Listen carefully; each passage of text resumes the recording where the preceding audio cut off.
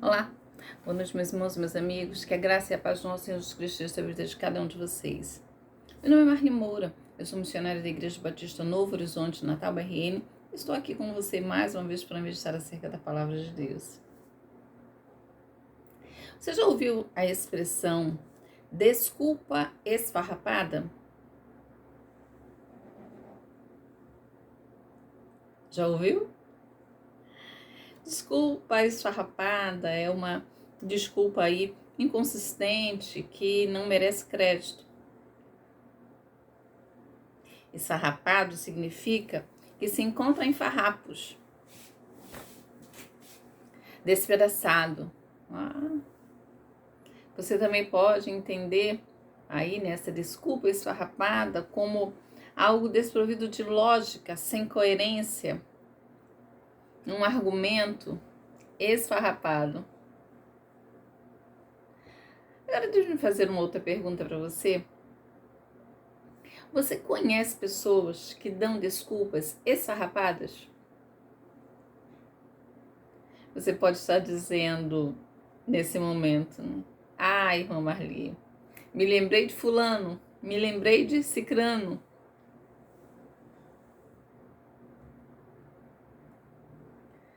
Mas por outro lado, há pessoas que não dão desculpas, né, tão esfarrapadas assim.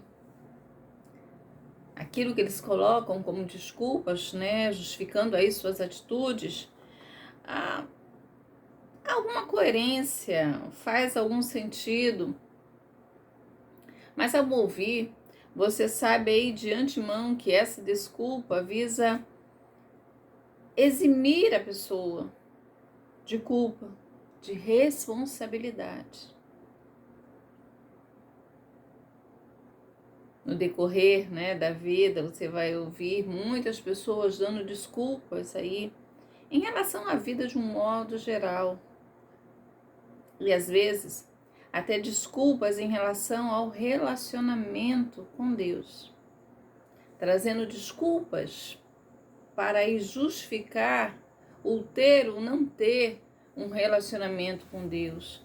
O relacionamento estar assim ou assado. E aí elencam uma série de desculpas para isso.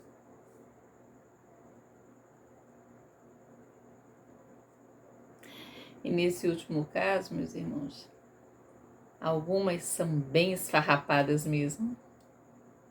Outras até fazem sentido. Porém, de modo algum, eximirá o homem, a pessoa, de responsabilidade diante de Deus. E é sobre isso que eu gostaria de falar com vocês nesta hora. Acompanha comigo, nós vamos estar fazendo a leitura do livro do profeta Ezequiel, capítulo 18. Olha o que nos diz Ezequiel 18. Eu não vou fazer a leitura do capítulo inteiro, apesar, né, de estar pensando nele como um todo, mas eu vou estar lendo os primeiros 4 versos e depois a partir do verso 19. Acompanha comigo a leitura do texto que diz assim: Veio a mim a palavra do Senhor dizendo: Que tendes vós que acerca da terra de Israel proferis este provérbio dizendo: Os pais comeram uvas verdes e os dentes dos filhos é que embotaram? Tão certo como eu vivo, diz o Senhor, jamais direis este provérbio em Israel.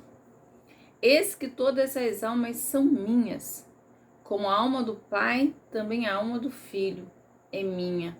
A alma que pecar, essa morrerá. A partir do verso 19. Mas dizeis: porque leva o filho a iniquidade do pai? Porque o filho fez o que era reto e justo, e guardou todos os meus estatutos e praticou. Por isso, certamente viverá. A alma que pecar, essa morrerá. O filho não levará a iniquidade do pai, nem o pai a iniquidade do filho. A justiça do justo ficará sobre ele, e a perversidade do perverso cairá sobre este. Mas se o perverso se converter de todos os pecados que cometeu, e guardar todos os meus estatutos, e fizer o que é reto e justo, certamente viverá, não será morto. De todas as transgressões que cometeu, não haverá lembranças contra ele. Pela justiça que praticou, viverá. Acaso tenho eu prazer na morte do perverso? Diz o Senhor Deus. Não desejo eu antes que ele se converta dos seus caminhos e viva? Mas desviando-se o justo da sua justiça, cometendo iniquidade, fazendo segundo todas as abominações que faz o perverso, acaso viverá? De todos os atos de justiça que tiver praticado, não se fará memória. Na sua transgressão com que transgrediu e no pecado que cometeu, neles morrerá. No entanto, dizeis, o caminho do Senhor não é direito. Ouvi agora, ó casa de Israel, não é o meu caminho direito? Não são os vossos caminhos tortuosos? Desviando-se o justo da sua justiça e cometendo iniquidade, morrerá por causa dela. Na iniquidade que cometeu, morrerá. Mas convertendo-se o perverso, que cometeu e praticando o que é reto e justo, conservará ele a sua alma em vida, pois se considera e se converte de todas as transgressões que cometeu, certamente viverá e não será morto. Portanto, eu vos julgarei a cada um segundo os caminhos, ó casa de Israel, diz o Senhor Deus. Convertei-vos e desviai-vos de todas as vossas transgressões e iniquidades, e a iniquidade não vos servirá de tropeço. Lançai de vós todas as vossas transgressões que transgredistes, e criai em vós coração novo e espírito novo. Pois por que morrerias, ó casa de Israel? Porque não tenho prazer na morte de ninguém, diz o Senhor Deus. Portanto, convertei-vos e vivei. Convertei-vos e vivei. A alma que pecar, essa morrerá.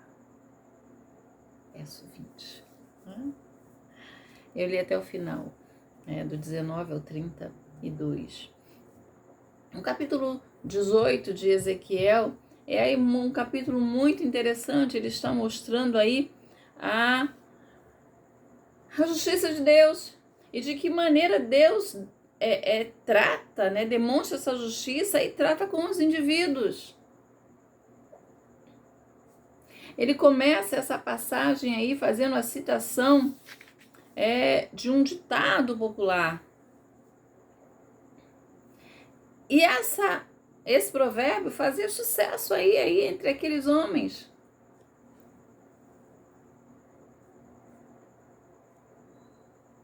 Jeremias, quando ele vai descrever lá os exilados sendo levados por Joaquim, ele vai fazer referência aí a figos bons, aqueles que foram, e os que ficaram para trás como figos maus.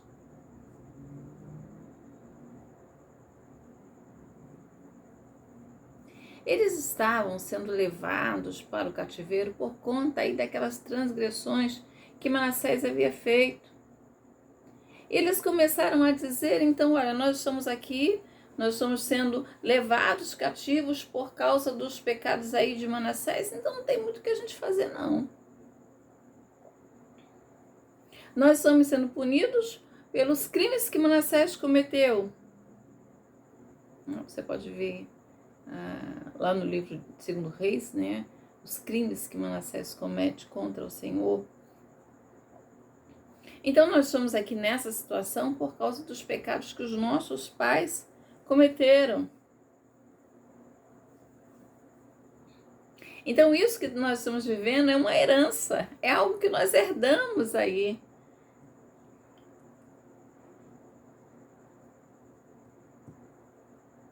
então não tem o que fazer. Nós estamos nessa situação. O que nós vamos fazer?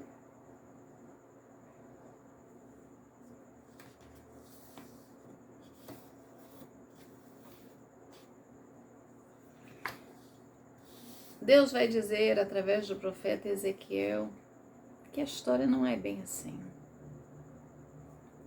Existem coisas que nós estamos aí sofrendo em decorrência da sociedade, das coisas que aconteceram, das coisas que foram feitas.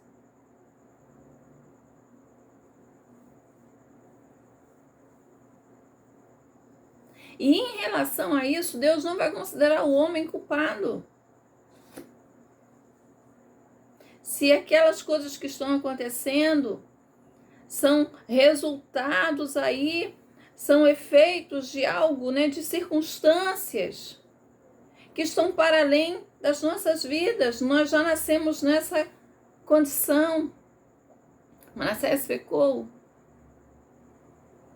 O castigo foi anunciado. Então havia uma geração que estava sendo levada cativa por causa disso. Mas Deus vai estar dizendo que apesar disso, cada um tem uma responsabilidade individual diante de Deus. Ok? O cativeiro está aí, o exílio está posto. Mas diante disso, o que é que você vai fazer? Vai continuar no seu pecado? Você vai continuar aí na sua transgressão?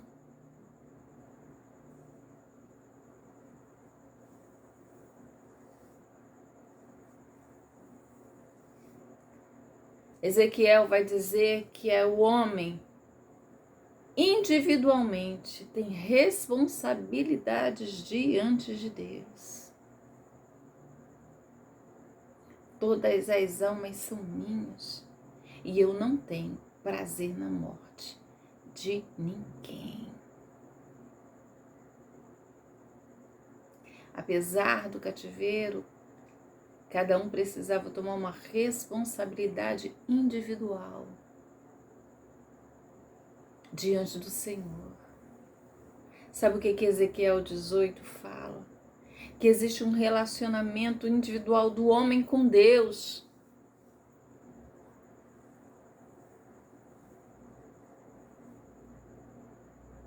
Ezequiel 18 vai dizer que o homem individual não está aí envolvido nos pecados e destino dos seus antepassados, que os seus pais cometeram. Ezequiel 18 está dizendo que individualmente nós precisamos assumir responsabilidade diante de Deus pelos nossos atos, pelas coisas que fazemos e pelas coisas que deixamos de fazer. Olha o que vai dizer aí Ezequiel. Ezequiel vai dizer que todas as pessoas diante de Deus são responsáveis, cada um por si, individualmente. Havia lá o provérbio que os pais comeram uvas verdes, uvas azedas, e que os dentes dos filhos é que botaram, que ficaram aí arrepiados. O provérbio dizia então que os filhos estão sofrendo as consequências dos pecados dos seus pais. O provérbio falava aí sobre transmissão de culpa.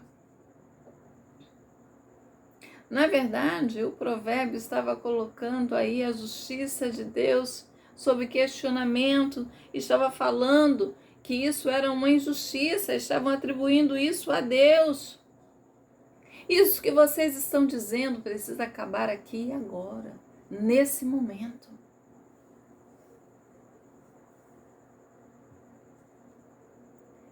Ezequiel vai dizer, Deus vai dizer através do profeta Ezequiel que todas as almas pertenciam a ele.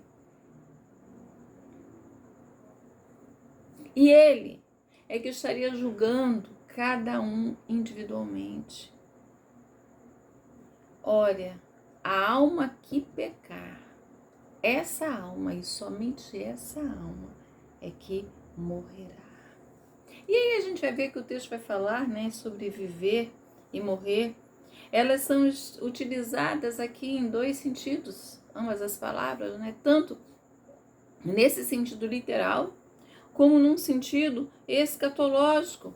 Até porque eles entendiam, né, que esse reino do Senhor que estaria por vir, eles entendiam aí esse reino como algo terreno.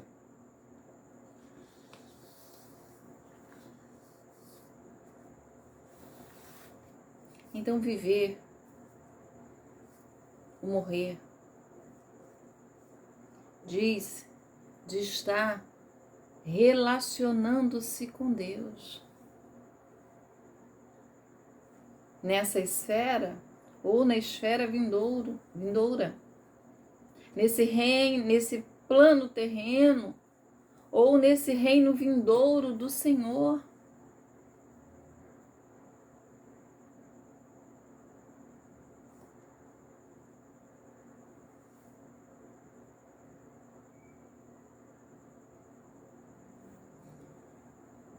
Depois ele vai colocar algumas circunstâncias, né, que nós não fizemos a leitura, mas ele vai falar aí da recompensa do justo, ele vai falar aí de um pai justo, de um filho perverso, de um pai justo, e vai falar vice-versa.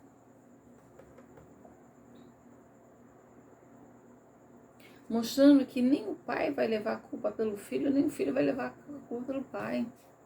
Cada um vai ser responsabilizado pelas suas próprias culpas. E ele vai voltar aqui para o princípio inicial, dizendo que a responsabilidade é pessoal diante de Deus. Olha, vocês estão dizendo assim, o verso 19 vai falar acerca disso. Mas eu quero dizer que não existe essa responsabilidade de um sendo transferida para o outro, não. Cada pessoa individualmente é responsável por si diante de Deus. E aí ele vai dizer, vocês precisam entender isso. O homem não vai herdar as consequências dos que seus pais fizeram. Se o indivíduo se arrepende, ele vai receber o perdão. Ele não vai ficar preso às amarras do pai que pecou no passado. O homem perverso que se afasta do mal, ele vai receber o perdão e ele vai viver de acordo com a justiça recebida de Deus. Mas aí ele faz uma outra advertência. Ele está dizendo, olha, se o ímpio, se o perverso, se ele se conscientiza dos seus erros e dá uma volta e abandona o pecado e se volta para Deus, eu quero também dizer uma coisa para vocês. Da mesma forma que o pecador é livre para se arrepender e abandonar o pecado e fazer a vontade de Deus, e vai viver pela justiça que praticou, eu quero dizer para você que o justo pode tropeçar aí.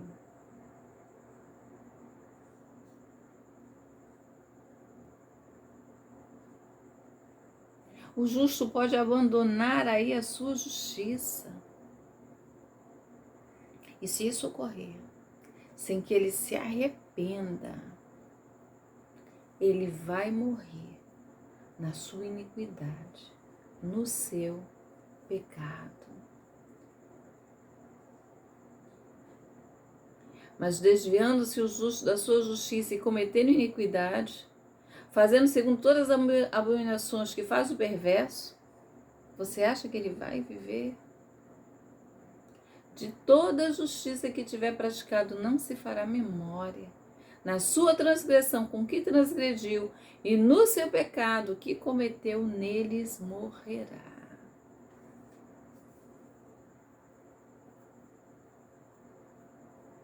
Deixe-me dizer uma coisa para vocês.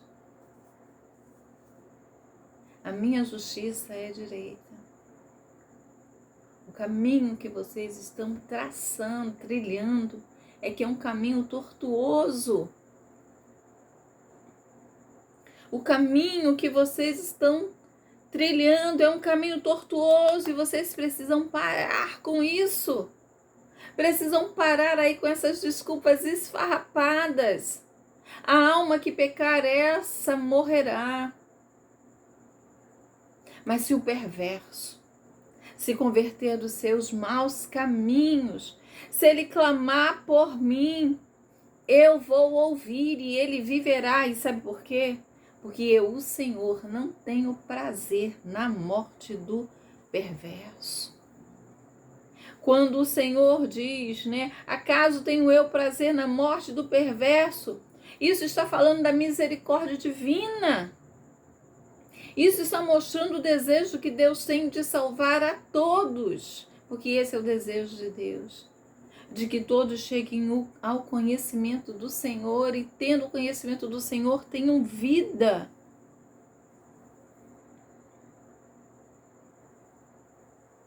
O caminho do Senhor.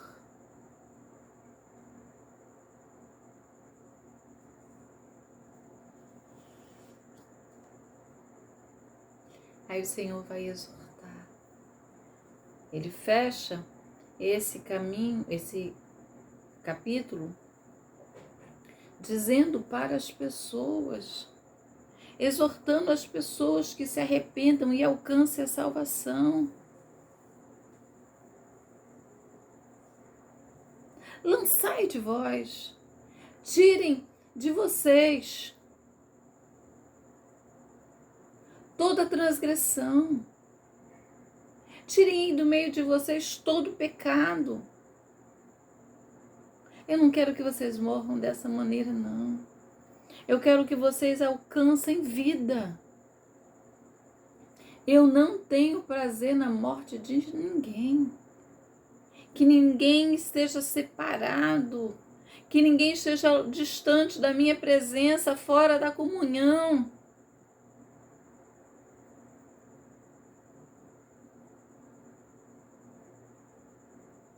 Eu quero arrependimento e vida nova.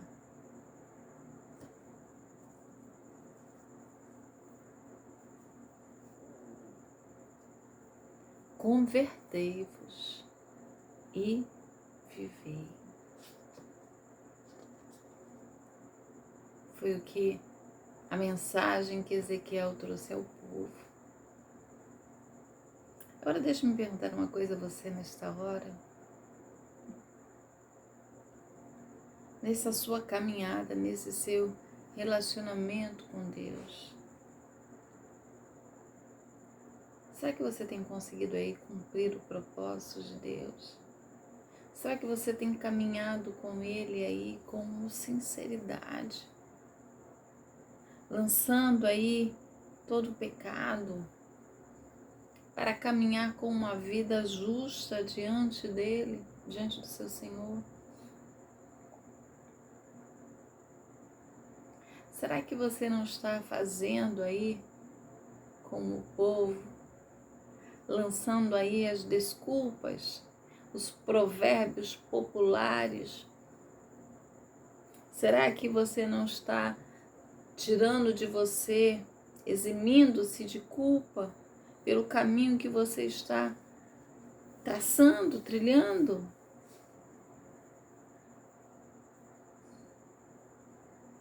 Há uma responsabilidade que é sua e somente sua. Você jamais vai poder dizer para o Senhor que deixou de caminhar porque fulano fez isso ou porque ciclano fez isso.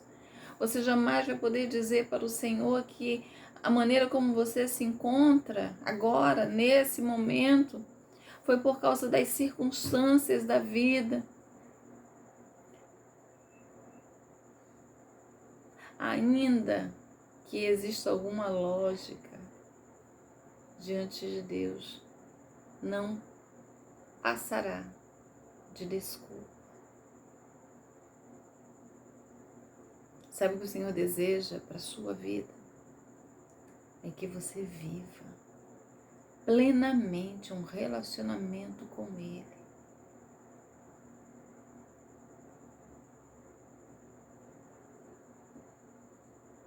Que você escolha andar com o seu Senhor, lançando fora aquilo que impede que você tenha esse tipo de relacionamento, o relacionamento que o Senhor deseja que você tenha. Nunca mais vai se dizer em Israel este provérbio, nunca mais. Que os pais comeram uvas verdes e que os dentes dos filhos embotoaram. Sabe por quê? Porque diz o Senhor que Ele não tem prazer na morte de ninguém. O que Ele deseja é que o homem viva e viva com Ele. Entretanto, a alma que pecar, essa morrerá. Como é que está o seu relacionamento com Deus agora? Você tem vivido plenamente esse relacionamento que Ele deseja ter com você? Olha aí se você não tem colocado desculpas, se você não tem colocado culpa nos pais ou nos filhos, nas circunstâncias da vida que bateram à sua porta. Veja aí o que o Senhor deseja de você. Ouça a voz dele e cumpra o seu propósito para este tempo. Que Deus abençoe sua vida, que Ele fortaleça você e que te ajude a viver o propósito, o projeto de Deus, que certamente é o melhor para você. Deus abençoe sua vida, um grande abraço e até a próxima.